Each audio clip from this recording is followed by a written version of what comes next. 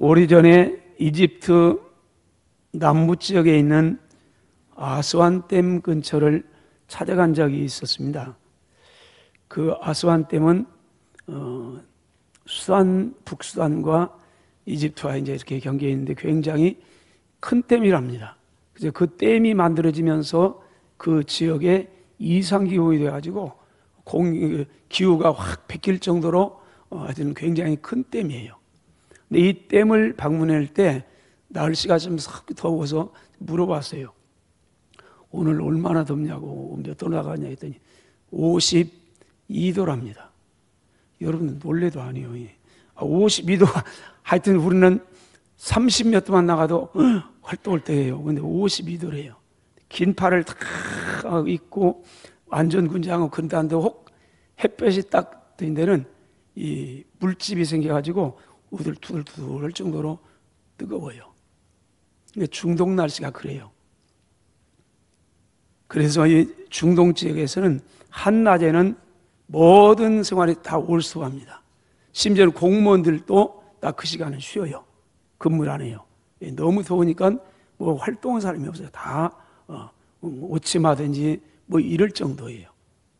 그럴 때 오늘 아브라함이 장막 문에 앉아 있으면, 왜 더우니까 시원하게 점을 먹고 그늘에 앉아 쉬고 있는데 마침 그때 3명의 나그네가 집 문에 이른 거예요. 상황적으로 보면 아브라함이 그냥 무심코 지나쳐도 뭐 그럴 수 있잖아요. 그냥 가겠지, 좀 더운데, 이 정도로 끝날 수 있어요. 근데 아브라함은 그들을 보는 순간 달려나갑니다. 오늘 본문에 보면요, 2절에 보면 눈을 들어 본즉 사람 3명이 맞은편에 서 있는데 그가 아브라함이 그들을 보자 곧 장막문에서 달려나가 영접하며 몸을 땅에 굽혀 이르되, 그러면서 이걸 그래요. 그러니 그 한낮에 이 3사람이 있는 걸 보면서 달려나가서 맞이하며, 아이고 지금 이런 더운 때 큰일 난다고. 그래서 맞이하면서 물을 갖다가 씻겨주면서요. 물을 갖다 주세요. 중동에서는 손님이 오면은 손님 가장 큰 대접이 발을 씻어준 거랍니다. 그래서 예수님도 보면은 어느 집에 갔더니 그 문 앞에가 물동이가 몇 개 있었더라. 그런단 말이에요.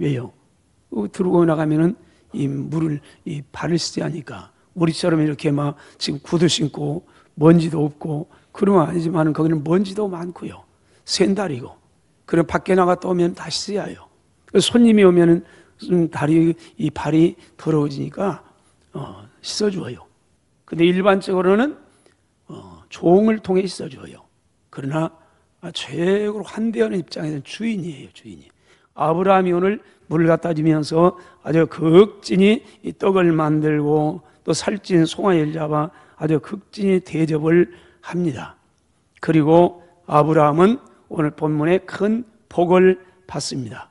훗날 많은 시간이 지난 다음에 히브리서 기자는 본문을 해석하면서 아브라함이 부지 중에 천사들을 대접했습니다. 히브리 13장 1절과 2절입니다.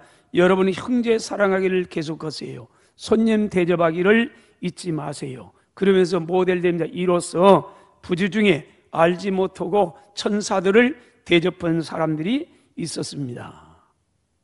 히브리서 기자는 여기에 천사들이라. 근데 오늘 본문 1절에 보면 이렇게 말합니다. 여호와께서 마므레의 상수리 나무들이 있는 곳에서 아브라함에게 나타나시니라. 본문에서는 하나님 여호와께서 나타나셨습니다. 히브리서 기자는 천사가 나타났습니다. 그렇다면 아브라함을 찾아오신 분은 누굴까요? 천사일까? 여호와 하나님일까? 그런데 대부분의 학자들은 제2위이신 하나님, 예수님께서 찾아오셨다는 데 대해서 이론이 없습니다. 그래서 구약에 많은 가끔은 천사들이 나타나는데 그 천사들을 제2위이신 예수님으로 봅니다. 그리고 그분이 나중에는 인간의 몸을 입으시고 이 땅에 찾아오십니다. 예수님이에요. 그렇다면 하나님은 무엇 때문에 왜 아브라함을 찾아왔을까요? 그냥 심심해가지고요, 여행 삼아서요, 그러지 않는다는 거예요. 첫째로 하나님은 아브라함의 가정을 축복하기 위해서 찾아오셨습니다. 10절 보면 이렇게 말합니다. 그가 이르시되 내년 이맘때 내가 반드시 내게로 돌아오리니 내 아내 사라에게 아들이 있으리라. 하나님이 찾아올 때는요, 반드시 우리 왜 찾아오느냐? 복을 주려고 찾아와요. 우리의 개인 가정이에요. 근데 먼저는 우리에게 생명적인 복, 아브라함의 가정의 아들 이삭 생명을 주시기 위해서 찾아온 겁니다. 그래서 내년 이맘때 되면은 내가 사라에게 아들이 있으리라. 여러분, 그런데 지금 아브라함의 나이가 99세입니다. 사라의 나이는 89세입니다. 그렇기 때문에 하나님께서 내년 이맘때, 때가 되면 이맘때 너에게 아들이 있을 거라 했더니 사라가 이 말씀을 듣고 어떻게 반응합니까? 11절 12절 아브라함과 사라의 나이가 많아 늙었고 사라에게는 여성의 생리가 끊어졌는지라 그러므로 사라가 속으로 웃습니다. 그리고 말합니다. 내가 노쇠했고 내 주인도 늙었는데 내게 무슨 즐거움이 있겠느냐. 아들을 낳을 것이 하나님 말씀에 사라가 웃었습니다. 여러분, 웃을 때 잘 웃으세요. 웃음이 똑같은 웃음이 아니에요. 어떤 웃음은 허허 이런 무슨 웃음이에요?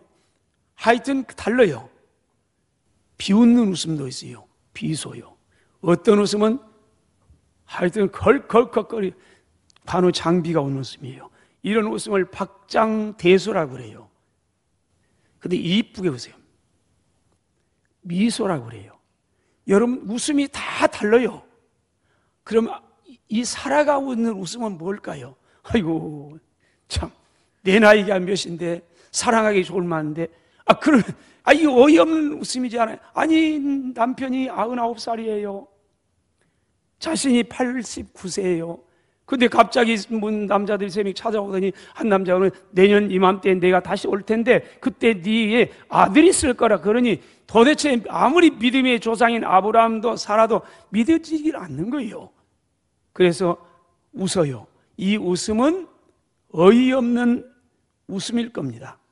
아마 도저히 불가능하다는 웃음, 믿을 수 없다는 웃음, 이것이 아브라함의 또는 사라의 현실입니다. 상황적으로 볼 때 아무리 누가 뭐래도 도대체 이루어질 수 없는 거, 이건 상식적으로, 의학적으로, 과학적으로 아무리 봐도요. 그래서 사라가 웃어요.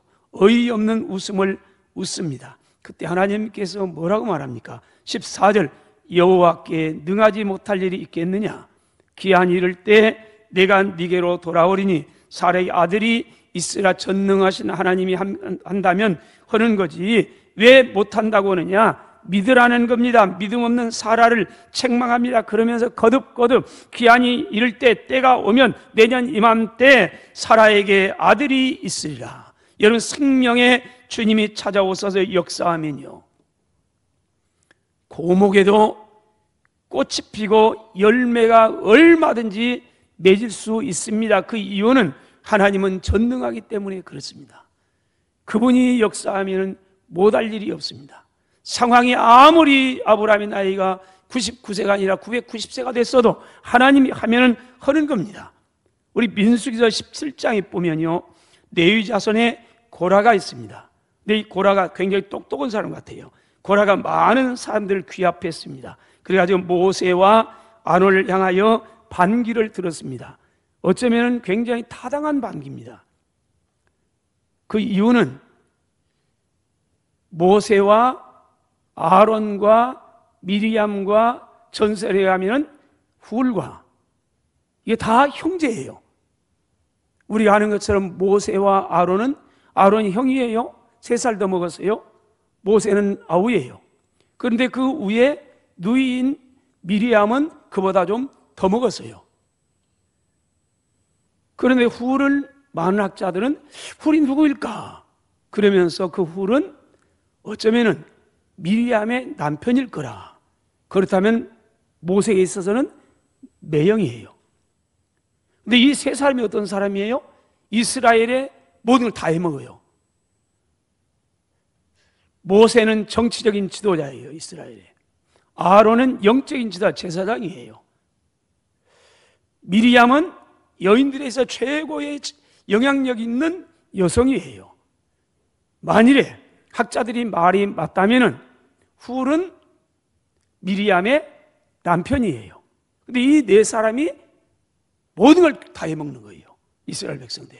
그리고 아무리 봐도 이게 아니에요.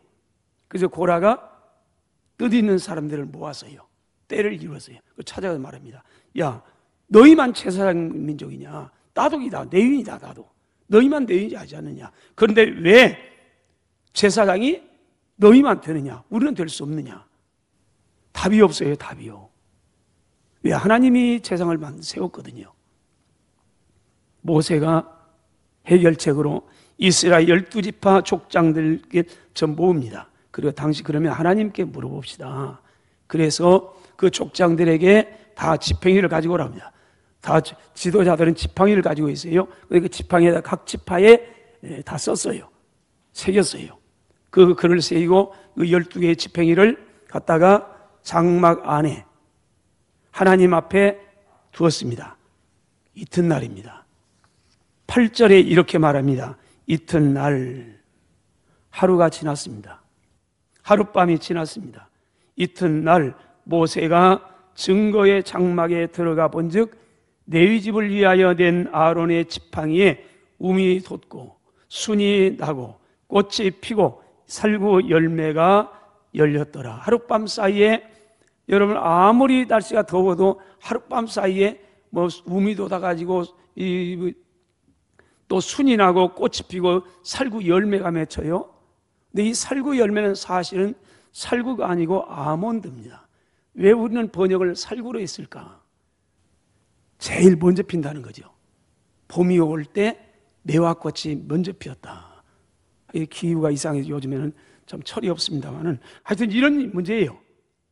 근데 아몬드 이 나무에서 지팡이가 아몬드로 만드나 봐요. 그래서 이 아몬드에서 움이 돋고 순이 나고 꽃이 피고 살구 열매가 맺혀요.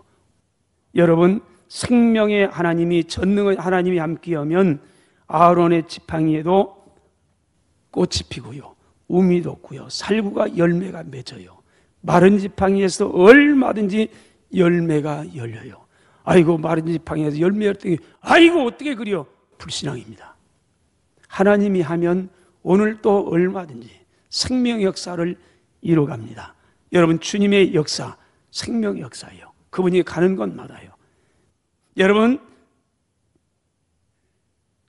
생명 되시는 전능하신 예수님은요, 죄로 말미암아 죽음에 이른 이 세상에 생명을 주시기 위해서 육신을 입으시고 찾아오셨습니다. 그리고 말씀했습니다. 요한의 10장 10절, 내가 온 것은 양으로 생명을 얻게 하고, 다 죽어있는 양에게 생명을 주시기 위해서 주님이 오셨다고 말합니다. 하나님이 찾아오시면 죽은 영혼이 살아납니다. 죽은 인격도 살아납니다. 도덕과 윤리도 살아납니다. 병든 가정도 고쳐집니다. 사회와 국가가 살아나게 될 줄로 믿습니다.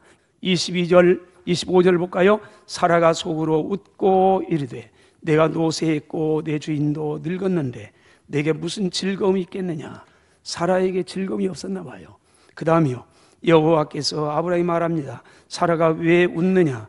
이르기를 내가 늙었는데 어떻게 아들 낳겠다고 그렇게 말하느냐. 하나님께 능하지 못할 일이 있겠느냐. 기한이 이를 때 내가 내게로 돌아오린 사라에게 아들이 있으리라. 사라가 말합니다. 두려워서 아니요 내가 웃지 아니했습니다. 이르시되 아니라 네가 웃었느니라. 여기 보면요, 하나님과 사라가 웃음 논쟁이 벌어져요. 사라가 웃었어요. 그랬더니 하나님 왜 웃느냐 했더니 안 웃었는데요. 웃었잖아. 그랬더니 안 웃었는데요. 웃었어요. 근데 안 웃었대요. 참 웃음 논쟁이 있나요? 이 웃음 논쟁이 벌어졌는데, 물론 사라의 웃음은 어떤 웃음이에요? 어이없다는 듯이 그런 웃음이에요. 그런데요, 하나님은 이 어이없다는 웃음, 그 어이없는 웃음을 행복한 웃음으로 바꾸어 주셨습니다. 그러면서 네 아들 낳을 텐데 이름을 이삭이라고 지어라. 이삭이란 말은 하나님이 웃긴다. 참 하나님이 웃기신 분이에요. 하나님 우리를 웃기신 분이래요. 그래서 하나님이 웃겨요. 나를 웃게 만들어요. 사라를, 아브라함을 웃게 만들어요. 12절에 내게 무슨 즐거움이 있겠느냐. 근데 그런 가정에 즐거움을 줘요. 그걸 위해서 제2위신 하나님이 천사의 몸으로, 인간의 몸으로 찾아오셨어요. 아브라함의 가정이에요. 아브라함의 가정만 아니에요. 그와 함께 하는 모든 사람에게 웃음을 주겠다는 약속입니다. 창세기 21장 6절, 사라가 이르되 하나님이 나를 웃게 하시니, 나로 말미암아 다른 모든 이 소식을 듣는 사람이 함께 웃으리라. 하나님은 나를 웃기시는 분이래요.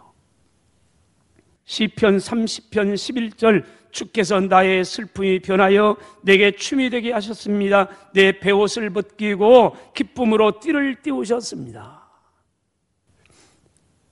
그분이 찾아오면요, 나의 슬픔이 눈물이 변해 춤이 되게 한대요. 내 베옷을 벗겨, 고통의 베옷을 벗기고 그 다음에요, 기쁨으로 띠를 띄우게 하십니다. 요한계시록 7장 17절입니다. 보좌 가운데 계신 어린 양이 그들의 목자가 되셔서 생명수 샘으로 인도하시고 하나님께서 그들의 눈에서 모든 눈물을 씻어주실 것입니다. 여러분, 눈물이 없는 사람 있습니까? 아픔이 없는 사람 있나요? 물론 아무도 모를 수는 있어요. 어젯밤에도 잠을 이룰 수 없는 아픔 때문에요. 이리도 쫙 저리도 저거다 밤을 샌 사람이 있어요. 근데 그분은 안 돼요. 아무도 모르는 눈물 그분이 닦아준대요. 우리는요, 손수건은 줄 수 있어요. 닦고 그럴 수 있어요. 닦아줄 수는 없어요. 근데 그분은 우리의 눈에서 눈물을 닦아주신대요. 다 눈에서 눈물을 써주실 것이라. 그분은 그러려고 찾아온대요. 주님이 계시는 곳에는 항상 생명이 있을 뿐만 아니라 넘치는 축복의 역사가 일어난 줄로 믿습니다. 죽은 자가 살아납니다. 병든 사람이 고침을 받습니다. 슬픔이 변하여 기쁨이 됩니다. 모든 문제가 해결받습니다. 그러므로 시편 기자는요, 이렇게 고백합니다. 시편 3편 1절입니다. 여호와는 내 목자가 되심으로, 하나님이 내 인생에 들어와서 그분 딱 주인 되시고 그분이 내 인생의 길을 걸어가면 내게 부족함이 없으리로다. 이 고백이 오늘 저와 여러분의 고백이 되시기를 축원합니다. 그러면 우리를 찾아오신 하나님 어떻게 해야 되나요? 하나님 그분은 언제나 찾아오셨어요. 2000년 전에 이 땅에 찾아오신 그분, 더 4000년 전에 찾아오신 그분은 이 땅에 찾아오셨어요. 우리 밖에 계세요. 언제나 찾아오는 그분의 주관이에요. 그러나 찾아왔을 때 우리가 어떻게 해야 할 것인가? 마음의 문을 활짝 여세요. 가정의 문도 여세요. 사업장의 문도 여세요. 그리고 영접하세요. 어서 오세요. 어서 오세요. 오늘 2절입니다. 눈을 들어본 즉 사람 셋이 맞은편에 서 있는지라. 여기까지는 아브라함이 할 일이 아니에요. 그분이 찾아오셨습니다. 그 다음에 그가 아브라함이 그들을 보자. 이때부터 아브라함이 할 일이에요. 아브라함이 보자 곧 장막문에 달려나갔습니다. 영접했습니다. 몸을 땅에 굽혔습니다. 말합니다. 내 주님, 내가 주께 은혜를 입었으면 어느데 종을 떠나가지 마세요. 그리고 이렇게 좀 들어와서 쉬세요. 영접했습니다. 이것은 아브라함이 하는 겁니다. 하나님 이 땅에 이미 예수님은 오셨습니다. 우리 밖에 계십니다. 우리가 하는 일은요, 그분의 오시라 모셔드리는 일은 내가 하는 겁니다. 내 마음의 문을 활짝 열고요, 가정의 문도 열어제키고요, 사업장의 문도 열어제키고요, 교회 문도 열어제키고요, 나라와 민족의 문도 열어제키고요. 그러면 오세요, 어서 오세요, 내 인생에 들어오세요, 나의 주인 되세요. 아브라함이 그렇게 했습니다. 우리는 활짝 열면 그분이 들어옵니다. 요한은 1장 11절 12절 자기 땅에 오매 자기 백성 영접하지 아니했습니다. 그러나 영접하는 사람 곧 그 이름을 믿는 사람에게는 하나님의 자녀가 되는 권세를 주었습니다. 우리가 하나님의 자녀 권세가 되면 간단합니다. 내 마음의 문을 열고 오늘도 내 마음 문 밖에서 내 마음의 문을 두드리고 계시는 그분, 내 안에 들어오고 싶어가지고 오늘 또 내 마음의 문을 녹음해서 안 들어요. 아무리 귀를 뚫어도 안 들어요. 근데 아멘 그러면 열고요, 어서 오세요, 어서 오세요, 내 인생의 주인 되세요. 이 마음의 문을 여는 사람, 영접하는 사람에게는 하나님의 자녀가 되는 권세를 주었다고 말합니다. 요한계시록 3장 20절입니다 내가 문 밖에 서서 문을 두드리노니, 지금 우리 문 밖에서 문을 놓고옵니다. 누구든지 내 음성을 듣고 문을 열면 내가 그에게 들어가 그로 더불어 먹고 그는 나로 더불어 먹으리라 말씀합니다. 요한복음 3장 17절 8절입니다. 하나님이 그 아들을 세상에 보내신 것은 세상을 심판하는 것이 아닙니다. 그로 말미암아 세상이 구원을 받게 하려고 보냈습니다. 그를 믿는 사람은 심판을 받지 아니합니다. 믿지 아니하는 사람은 하나님의 독생자의 이름을 믿지 아니하므로 벌써 심판을 받은 겁니다. 우리 문 밖에서 오늘 또 저와 여러분의 마음속에 들어오세요. 주님이 잔뜩 손에 들어서요, 머리요, 생명의 잔을 들고요, 축복의 잔을 들고요, 그러면서 또 우리의 문을 두드려 이것 들고 우리 가운데 들어와서 내 인생으로 하여 풍성하게 하려고요, 다 준비하고 있어요. 문만 열면 된다는 겁니다. 그러면 그분이 들어와 가지고 그 풍성한 모든 걸 우리에게 다 주신다고 말합니다. 그런데 안 열어요. 안 들리니까요. 주님의 노크소리가 아무리 안 들려요. 여러분, 확성기 소리 듣기 전에 평범한 이 사회 속에 들나 얼마나 좋겠어요. 바울은 외쳤습니다. 주 예수를 믿으세요. 예수를 영접하세요. 마음 문을 활짝 여세요. 예수를 영접하세요. 그러면 여러분과 여러분의 집이 구원을 받습니다. 그런데 우리의 선배 신앙인은 그랬어요.